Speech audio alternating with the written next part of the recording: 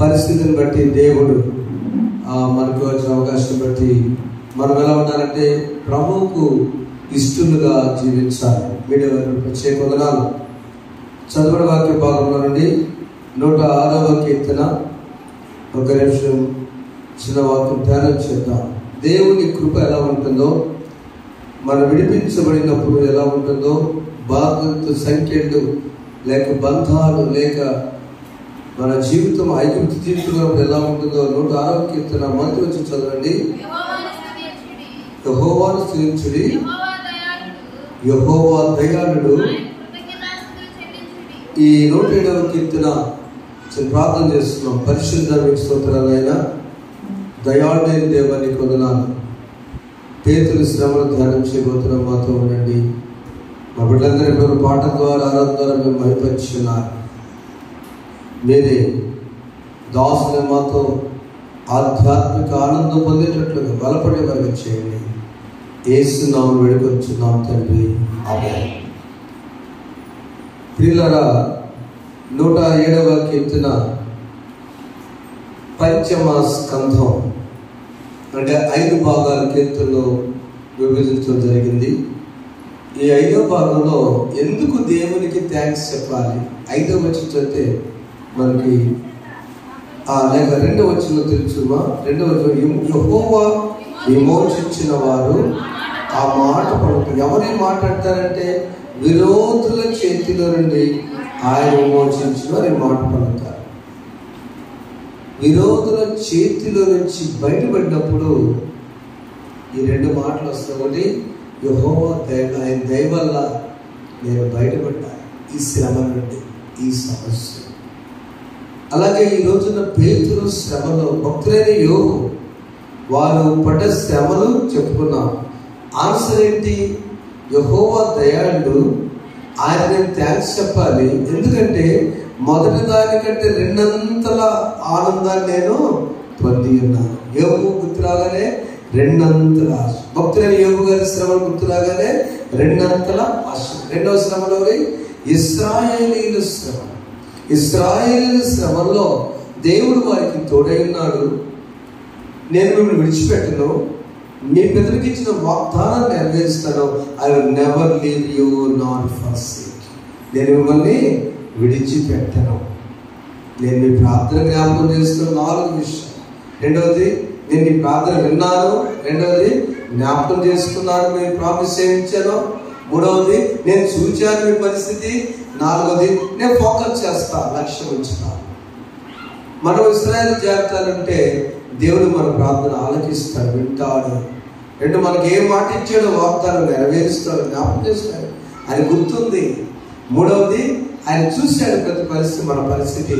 4వది, నా పైన ఆయన లక్ష్యం. అందుకు నేను యెహోవా దయాళుడు, ఆయనకు నేను థ్యాంక్స్, ఆయన కృప ఇచ్చాడు. ఇలా పేతురు తన జీవితంలో ఏ విధంగా ఎలా మరి ఆయన శ్రమ నుంచి బయటపడ్డాడో మనం చూద్దాం. పేతురు రాసిన మొదటి పత్రిక 4వ అధ్యాయం 8వ వచనంలో, క్రీస్తు శరీరముందు శ్రమపడను గనుక మీరు అట్టి మనస్సును ఆయుధంగా ధరించు. అంటే ఆయుధం అంటే ఏంటంటే వాస్తవంగా ఆయుధం అనేది ఇతరుల లేక కట్ చేసి వెపన్. ఈ మాట ఎవరినన్నారంటే సౌలుగా ఉన్నప్పుడు, పౌలు సౌలుగా ఉన్నప్పుడు తను ఎంతమంది క్రైస్తవుని హింసించాడో, తను ఎంత బాధ పెట్టాడో, చివరికి పర్మిషన్ తెచ్చుకున్నాడు. అఫీషియల్గా మన డిపార్ట్మెంట్ వాడు ఎలా ఎవరైనా కొట్టచ్చు వారికి అనిపిస్తున్నట్టు అఫీషియల్గా ఆ అఫీషియల్ పర్మిషన్ తెచ్చేటప్పుడు దేవుడు పట్టుకున్నాడు. ఆ నమస్కులు ఆ కళ్ళకి మొత్తం దుమ్ము వచ్చి కొట్టుకుంటా పోయిన పరిస్థితుల్లో సౌలా ఎవరంటే నేను హింస చేస్తున్నట్టే అననీయాన్ని వెళ్ళి ఆయన ప్రార్థన చేయండి, నేను వెళ్ళనంటాడు. వెళ్ళయ్యా, నేను ఏర్పరచుకున్న సాధన, ఇదొక ఆయుధం. ఏమిటంటే క్రీస్తు మనస్సు ఒక ఆయుధం. ఈ క్రీస్తు మనస్సు కలిగి ఉండాలంటే మొదటిగా శ్రమల వల్ల ఏమైంది అని ఆలోచిస్తే 3వ అధ్యాయము పేతురు రాసిన మొదటి పత్రిక 3వ తర్వాత శ్రమంలోకి వెళ్దాం. ఎందుకు ఈ శ్రమలు మనకు వస్తూ ఉంటాయంటే 12వ చదివితే మంచి కోసం వస్తాయట. ప్రభు కన్నులు నీతిమంతుల మీదను ఆయన చెవులు వారి ప్రార్థన వైపునను ఉన్నవి కానీ ప్రభుముఖము కీడు చేయ వారికి విరోధంగా ఉంది. మీరు మంచి విషయంలో ఆసక్తి గలవారైతే మీకు ఆలోచించబడాలి. Dzire the good. ఇంకో మాట డిజైర్. నీవు మంచిని కోరుకో. మంచిని ఎప్పుడైతే కోరుకుంటావో, మంచిని ఎప్పుడైతే చేయడానికి ఇష్టపడతావో, మంచిగా ఉండడానికి ఇష్టపడతావో, ఒకవేళ ఏ పరిస్థితి వచ్చినా వారి ప్రార్థనట ఆయన ఆలోచిస్తాడు. ఆయన చెవులు ఇలా పెడతాడు. మంచి కొంతమందికి ఎవ్వరు మంచిగా అనిపించదు ఈ లోకంలో. మరి ఎలా? ప్రభు అంటున్నాడు, నీవు ఉన్నటువంటి ప్రభు కన్నులు నీతిమంతుల మీదను ఆయన చెవులు వారి ప్రార్థన వైపును ఉంటాయి. క్రీస్తు మనస్సు ఉంటే శ్రమ అయినా కూడా అదొక ఆయుధం అని పేతురు పత్రికలో తన సొంత అనుభవం ఆయన చెప్తున్నాడు. ఎవరి పేతురు? ఆయన మొదలుగా ఆయన పేరేంటమ్మా? సీమోను, చేపలు పట్టే వ్యక్తి. ఎవరు తీసుకొచ్చారు ఆయన్ని? తన సహోదరైన ఆంద్రే, యాండ్రూస్ మినిస్ట్రీ, మంచి మినిస్ట్రీ. 2012లో 5 రోజుల మధ్య చర్చి పెట్టినప్పుడు చాచిబాబు గారు బాపట్లో పనిచేస్తున్నారు. అక్కడికి ఒక్కొక్కరు తీసుకొస్తారు. స్వస్థత ద్వారా, కొన్ని అద్భుతాల ద్వారా. నేను భౌతిక స్వస్థత గురించి ఎక్కువ మాట్లాడాను. జీవితాల మార్పు. భౌతిక స్వస్థత మనకు మార్పు అఫ్కోర్స్ ఉంటే మంచిది, వారి విశ్వాసం అది ఇంపార్టెంట్. నేను అసలు ఆ కోణం ప్రక్కన పెడతాను. ఎంతమందికి అద్భుతాలు. ఆ పరిస్థితుల్లో ఒక అతను ఎప్పుడు ఆయన ఏం మాట్లాడు, ఆయన జస్ట్ లారీ డ్రైవర్. ఆయన సార్ నా లారీకి నా అప్పుల్లో ఉన్నప్పుడు, నేను బాధల్లో ఉన్నప్పుడు సార్ వచ్చి అట్లా ఏం చేసింది, ఇలా ఆర్చి క్యాండిల్ తీసుకుని ఆర్చి ప్రభా మీ రుణాల నుంచి ఈ లారీ ఇక లేకపోతే ఆయన ఏమైపోతాడన్నప్పుడు ఆ విశ్వాసం ఎంతవరకు వచ్చిందంటే తన 3 మాత్రం చర్చి పంపిస్తాడు, భార్య చర్చి పంపిస్తాడు. చివరికి మన ఇల్లు కట్టుకుంటే కూడా మాకు 100 మంది వచ్చినా కూడా ఆ సేవకుడు వచ్చి చేసి ఈ రోజున 3 లారీలు కొన్నాడు. చప్పరగొట్టండి. ఆయన రాడు కానీ ఆంధ్రే మినిస్ట్రీ పంపిస్తాడు. వెళ్ళండి. ఆంధ్రేయకి ఎంత ఆశీర్వాదం ఉందో తెలుసా? పరిచయంలో పేరు చెప్పిన పేరు ఆంధ్రే గురించి మనం చెప్పుకోం. చూడండి, యోహాను రాసిన సువార్త 1వ అధ్యాయంలో ప్రభువు మాట అన్నాడు. ఈ పేతురు చూసి మంచి చేయాలనుకున్నప్పుడు పేతురు ఎలా తిరిగిన దేవుడు ఇతను మొదటి 41 చదవండి.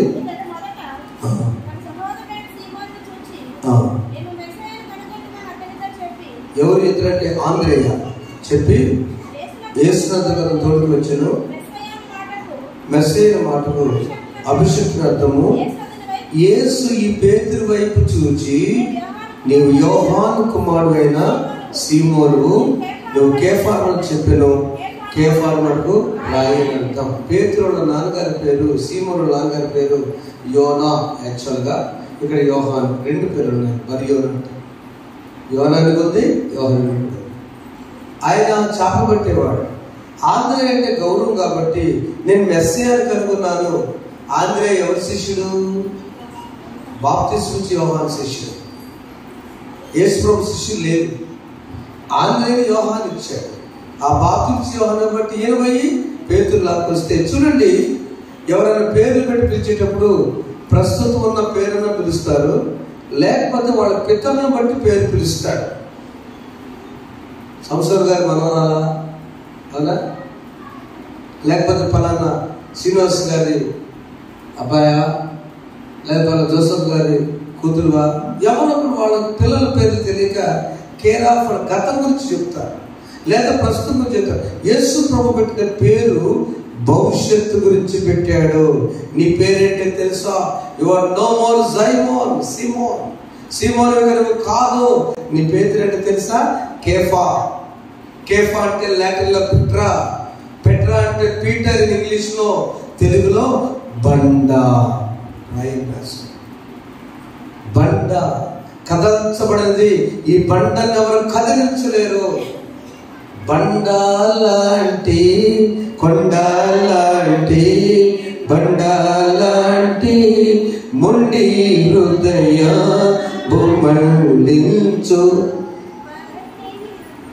అక్కడికి వచ్చేసరికి అన్ని ఓడల్లో పంపులు మునిపోయినట్టు అక్కడ ఏలుగు పెడతారు. తీయడం పాట చేయండి. ఎందుకు ఆ పాట అంటే నాకు అంత మంచి పాట, మీ ఇష్టం వచ్చిన పేరు పెడతారు అక్కడ. తీయడం ఆ పాట చేయండి. సిలువ చెంత చేరినాడు కలుషములను కడిగి వేయు పౌలు వలెను శీలా వలెను సిద్ధపడిన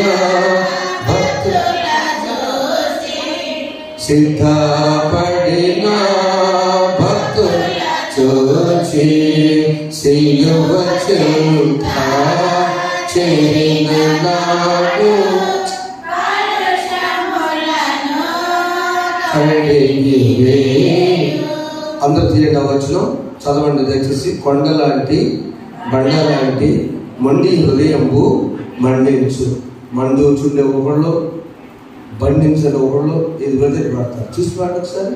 కొండలాంటి బండలాంటి మొండి హృదయ భూమండించు పండియున్న పాపులనైనా పిల్లచుచునే పరము చేరా పిల్లచుచునే పరము చేరా సిలువ చెంత చేరిన నాడు కలుషములను కడిగి. మై డియర్ సీమోన్, నీ సీమోన్ జీవితం చేపలు పట్టే జీవితం. నీ సీమోన్ పట్టే జీవితం ఒక అనుభవం కలిగిన వాడు చేపల్లో. But you are no more Simon. నీ బండ లాంటి, నీ కొండ లాంటి నేను పక్కనకొట్టి నిన్ను ఒక బండగా చేస్తున్నా. ఆ బండ దేనికి పనికి తెలుసా? ఫ్యూచర్లో, భవిష్యత్తులో నా సంఘాన్ని కట్టడానికి నీవే పునాది రాయివి. దేవుడు జరిగించాడా లేదా? నలుగురు చెప్పారు జరిగించాడు లేదా? ఎక్కడ? పేతురు పునరుత్థానంతో మేడగదిలో ఉన్నప్పుడు పరిశుద్ధాత్మ దిగి వచ్చి ఆ పేతురు మాత్రమే సంఘానికి చంపబడ్డాడు. ఒకసారి all the church was constructed by Peter. పేతురు ఎవరి పేతురు? ఆయన ఎందుకు వచ్చాడు? ఆయన దేవుడు ఎందుకు పట్టుకున్నాడు అని ఆలోచిస్తే పేతురు అనుభవజ్ఞుడు, వయసులో పెద్దవాడు. ఆయన అందరి చేత దేవుడి దగ్గర రావడం జరిగింది. ఒక మంచి కార్యం చేయడానికి దేవుడు పేతురుని ఎన్నుకున్నాడు. రెండవది, ఆయన అనేక మంది చేత తృణీకరించబడ్డాడు. పేతురు మొదటిగా బాగున్నాడు, కానీ ప్రభువుని ఎవరు అంటే ఊరుకునేవాడు కాదు. సైనికుడు వచ్చి ఆ చెవు కట్ చేస్తే ఏమన్నాడు తెలుసా? ప్రభు వచ్చి పేతురు తీసి చెవు కత్తితో కలిగితే పేతురు కత్తి పట్టినవాడు. ఈ మాట ఒక్కసారి నేను గాయపడ్డా. ప్రెస్ వాళ్ళు ఉన్నారుగా, sir thank you. Prem Kumar అని రేపల్లతోని అన్యాయంగా ఎలానో కలిసి అనుకోండి, వేరే విషయం. మాచర్లలో తన దేవుళ్ళలోకి వచ్చి భార్య టీచర్ గారి దగ్గర ఆదివారం వెళ్ళి ఎంఏ గారి కొడుకు నమ్మకంగా ఏదో బ్రతుకుతామని మంచిగా బ్రతుకుతుంటే ఒక చిన్న కుర్రవాడేది అన్న నేను చూడాలని వచ్చాను మా చెల్లెని తీసుకుని వెళ్ళి భయంకరంగా చంపాడు. మీకు తెలుసు, పెద్దవాడు తెలుసు. ఆ చంపినప్పుడు ఏం రాశారు తెలుసా? ప్రశ్నలో కత్తి పట్టిన వాడు కత్తితోనే మరణించాడు. అతను ఒకప్పుడు కత్తి పట్టుకున్నాడు. ఆ తల్లి ఒక ఎంఈఓ గారి భార్య, లైవ్లో చూసిన అక్కళ్ళు మరణించాలి వందనాలు. అట్లెందుకు రాశారని గాయపడ్డాను. బైబిల్ వాక్యాన్ని మంచిగా రాసిన బదులు ఆ చిన్ననాడు మరి ఆ సహోదరులను పెంచడం ఎలా జరిగిందో ప్రభు ముందే అన్నాడు, పేతురు నీ జీవితం నేను బండ అనుకుంటాను, నీ భవిష్యత్తు గురించి పేరు పెట్టాను, ఇక్కడ సైనికులు అనుకుంటే కాదు. ఇక్కడ మనకున్న పరిస్థితి వేరు.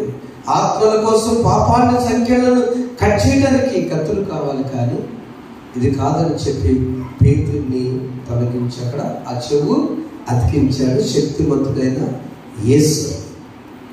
ఆ యేసు ప్రభుతో వెంబడిస్తున్న సమయంలో పేతురుకి ప్రభు పునరుద్ధానం తప్పుడు జరిగిందంటే భయపడ్డాడు.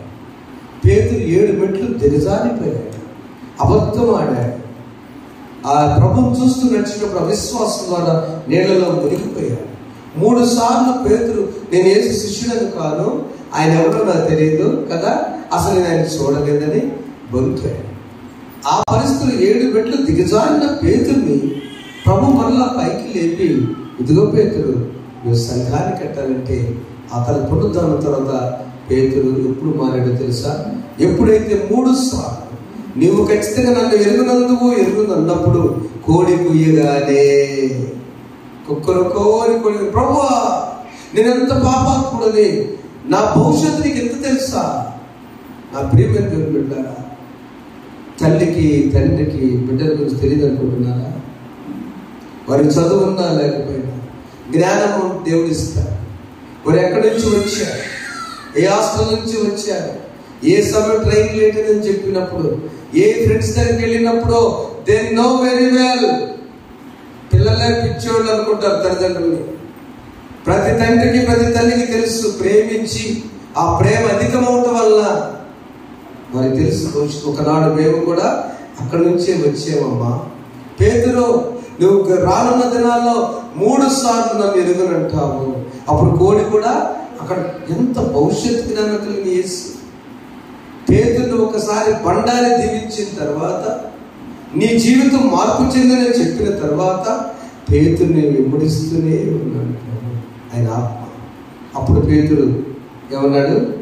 అయ్యా ఆయన ఇట్లా వెనక్కి చూస్తూ, అంటే పేతురు ఆ సిలువ యాత్రలో, ఆ నడుము లాగుతున్న యాత్రలో ఎప్పుడైతే కోడి కూర్చుంటే దూరముగా పేతురు నిల్చుంటే ప్రభు అంటే ఒక్కసారి ఇలా చూశాడు. అయ్యో ప్రభువా నేనెంత పాపిని, హౌ ఐఎమ్ సో సిన్నర్. నీవు ప్రతి మాట జరుగుతుందని పేతురు అక్కడ ప్రభువుని ఎదిగాడు. గట్టి చప్పట్లు పెడతాను నేర్పిస్తూ పేతురు's లైఫ్ ట్రాన్స్ఫార్మ్. ఆయన జీవితం మలుపు తిరిగినది. ఇక రెడీ అయిపోయి శ్రమ పట్టడానికి. అది పేతురు శ్రమలకు పునాది జీవితం. 7 మెట్లు దిగజారిన తరువాత 7 మెట్లు ఆధ్యాత్మికంగా ఎదిగాడు. ఆ శ్రమల్లో ఒక శ్రమ ధ్యానం చేద్దాం. అపొస్తలుల గ్రంథం 12వ అధ్యాయం. హేరోదు ఆ దినాల్లో పరిపాలిస్తున్నప్పుడు ఆ హేరోదు రాజు ఎట్లయినా కానీ మంచి తెచ్చుకోవాలి. యేసుకు 3 విషయాల్లో హేరోదు రాజు పేతుర్ని చెరసాలలో వేయడం జరిగింది. 3 విషయాలు. నెంబర్ 1, యూదుల దగ్గర మంచి పేరు తెచ్చుకోవటానికి ఆయన పేతుర్ని అరెస్ట్ చేయించాడు.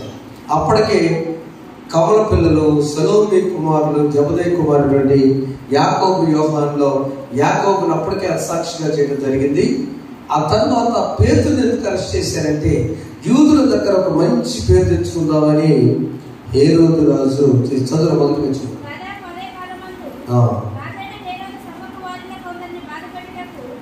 రాజు అయిన హేరోదు సంఘపడుకుందని బాధ పెట్టుకు బలత్కారంగా పట్టుకొని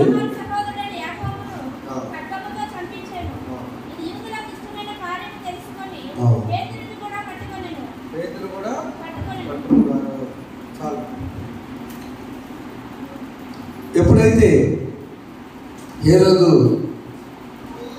ఏదొకలాగా రాజ్యంలో మంచి పేరు తెచ్చుకోవాలి, యూదులు కొద్దిగా యాంటీగా ఉన్నారు. ఈ పేతురు కనుక అరెస్ట్ చేస్తే యూదులు నాకు మంచి అవుతారు అనుకొని యూదులు మంచి అవటం కోసం పనిచేశారు. రెండవది, నిందలు మోపటానికి. మీరు పేతురు ప్రసంగాలు వింటున్నారే, ఆయన ఏం లేదు, అరెస్ట్ అవగానే మంచోడు కాదంటాగా మనం చెరసాల విషయం అంటే నిప్పులెందు పొగలకు వచ్చిందమ్మా. సేవలో కూడా కొన్నిసార్లు వచ్చినప్పుడు ఖచ్చితంగా ఇలాంటి జరిగితే ఏదో జరిగి ఉంటుందిలే నిందలు వేయటానికి రెండవ రీజన్ పేతురు చెరసాలలో వేశాడు. మూడవ రీజన్ ఏంటంటే ఎట్టి పరిస్థితుల్లో యేసు ప్రభు బోధను అడ్డగించుకోవడానికి ఆపటానికి 3 రీజన్స్. నెంబర్ 1, యూదుల దగ్గర మంచి తెచ్చుకోవడానికి.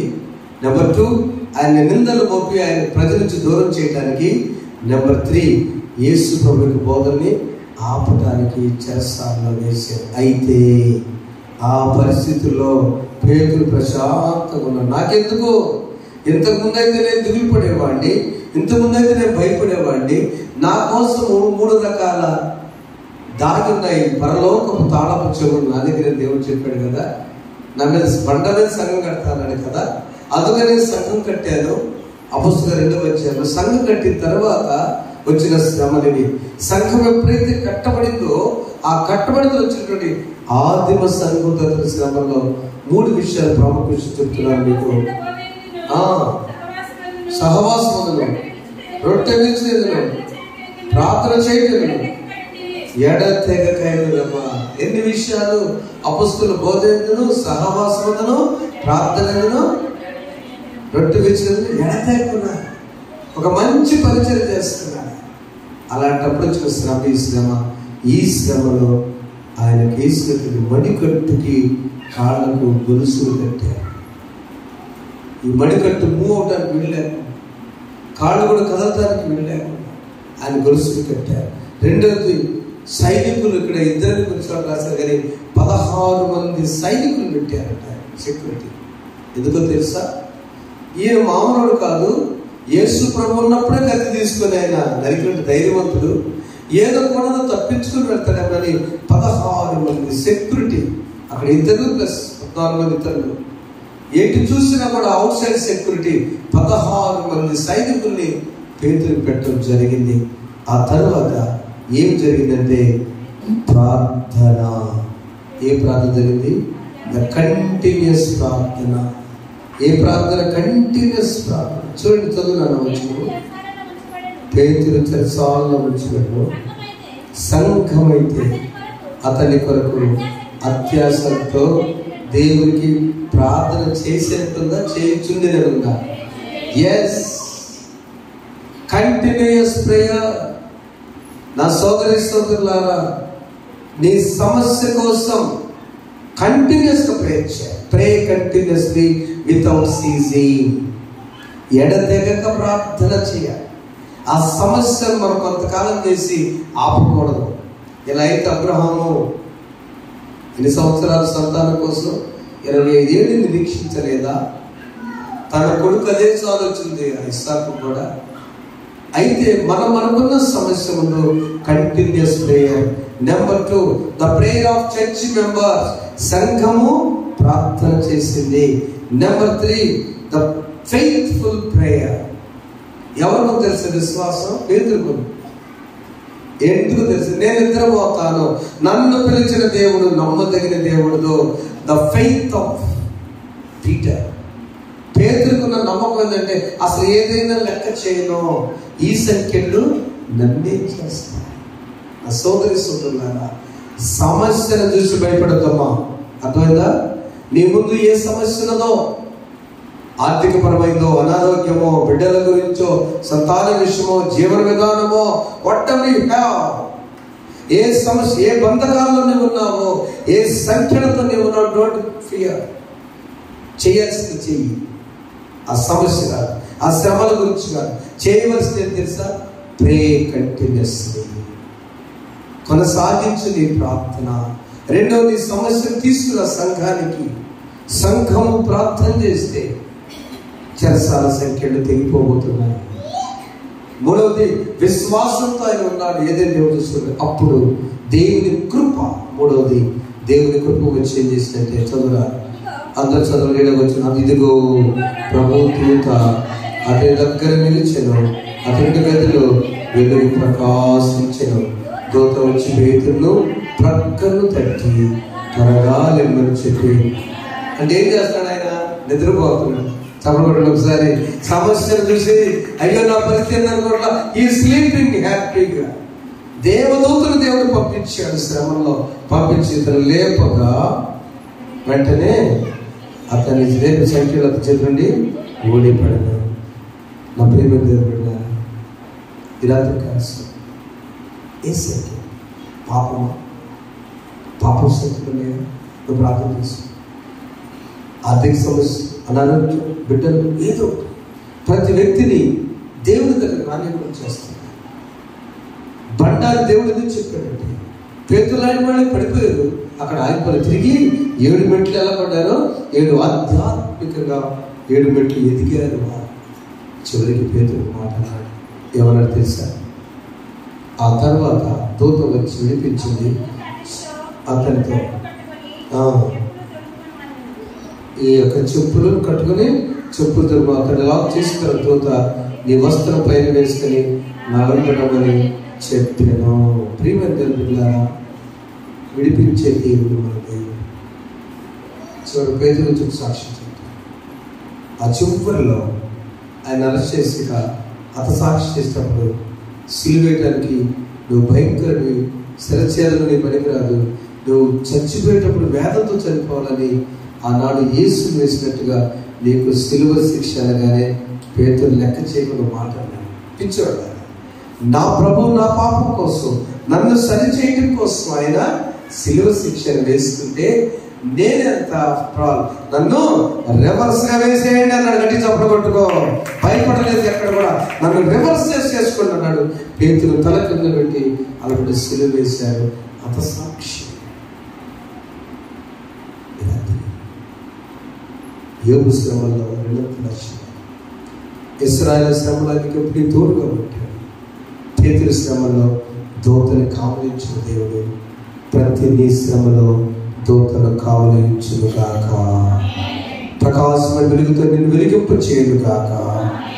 ఈ వెళ్ళింది లాంటి లైటింగ్తో నీ ప్రతి సంఖ్యలను తెంచి వేయును గాక. అలా నటించే పరిశుద్ధతను సాధించేది గాక.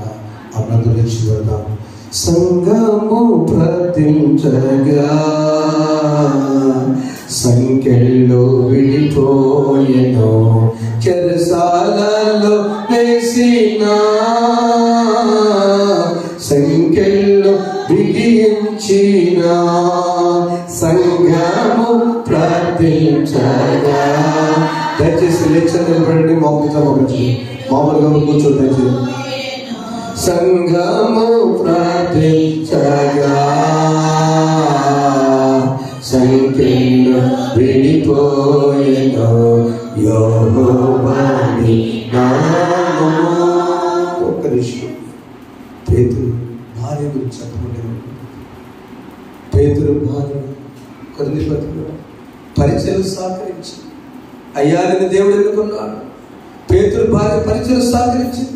పేతురు అంతా జ్వరం వస్తే ఆనాడు పేతురు మామూలుగా పేతురు ప్రభువుని స్వస్థపరిచినప్పుడు గుర్తుకొచ్చి తన భార్య వాళ్ళ అమ్మని దేవుడు స్వస్థపరిచాడని, ప్రభు శిష్యులుగానే ఉంటే మా అమ్మ బ్రతికిందని పేతురు భార్య గొప్ప సాక్ష్యం. ఒకవేళ భర్త యజమానులైనా కూడా పేతురు భార్య సాక్ష్యం. మనం యజమానురాలా నీ భర్త కోసం ప్రార్థన చేసుకో. శ్రమలలో నీలా పడద్దు, ప్రార్థన చేసుకో. పరిశుద్ధురానికి స్తోత్రం. ఈ రాత్రికాల సమయంలో పేతురు పడినటువంటి నా తండ్రి శ్రమలు మీరు ఉన్నావు. నీవు పిలిచావు నా తండ్రి. ఇక నీ పేరు బండ అని చెప్పావు, రాయి అని చెప్పావు, పెట్రా, కేఫా, సీమోను జీవితానికి స్వస్తి. ఎందరూ మేము సీమోను జీవితంలో ఉన్నాం ప్రభా. మీరైతే చేపలు పట్టం కాదు, మనుషులు బట్టి జాగ్రత్తగా చేస్తాను తండ్రి. మా పెద్దవారందరూ బట్టి ప్రార్థిస్తున్నాను ప్రభా. వారి జ్ఞాపకం చేసుకుని నాయన స్తోత్రం. వారి తలాంతులు నా తండ్రి. పేతురు ఎంత నైపుణ్యత కలిగిన వాడు, వారి అనుభవాలు ప్రభా. పేతురు అనుభవాలు నా తండ్రి. శ్రమలైనా, బాధ అయినా, చెరసాలైనా, సంఖ్యలైనా, బంధాలైనా నా తండ్రి నిద్రపోయాడు నా ప్రభు ఉన్నాడు. అయ్యో దూత వచ్చింది నా ప్రభా. కంటిన్యూస్ ప్రేయర్ మా బిడ్డలు చేయడం ప్రభు దయచేయండి.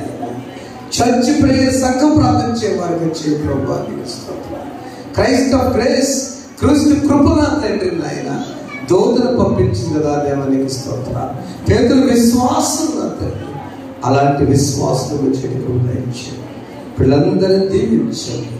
ఈ సాక్షులుగా వాడుకోండి.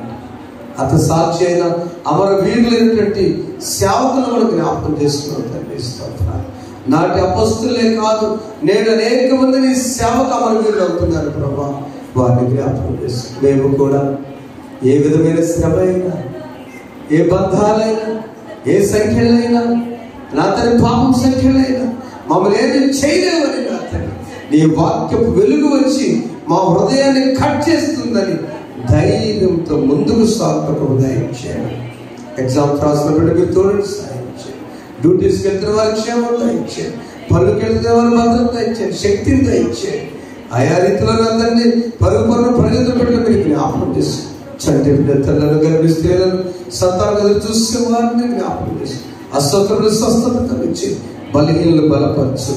40 దినములు ఉపవాసముతో బిడ్డలు వేదన పడుతున్నా తండ్రి, ఆశ కలిగిన ఆయన నీ సన్నిధికి వస్తున్న ప్రతి బిడ్డను వారి కుటుంబాలు మీరు దీవించులని యేసు నామమున ప్రార్థిస్తున్నాము తండ్రి. ఆమేన్. పరలోకమందున్న మా తండ్రి, నీ నామం పరిశుద్ధపరచుగాక, రాజ్యం వచ్చుగాక, నీ చిత్తము పరలోకమందు నెరవేర్చుగాక, భూమి యందు నెరవేరుగాక. మా అనుదినాలను మాకు దయచేయండి.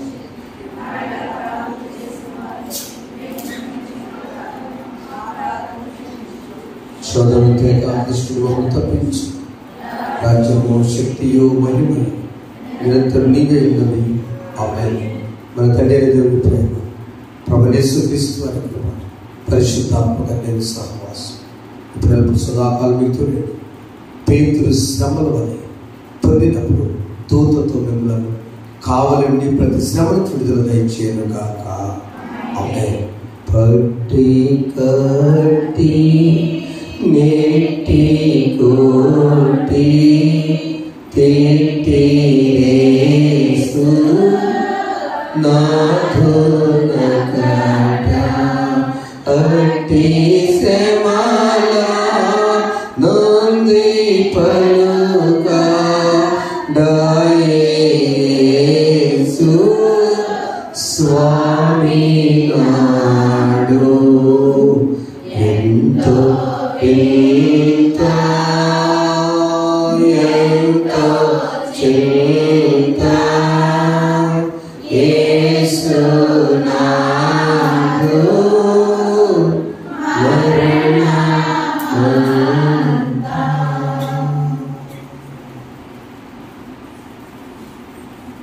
విషయం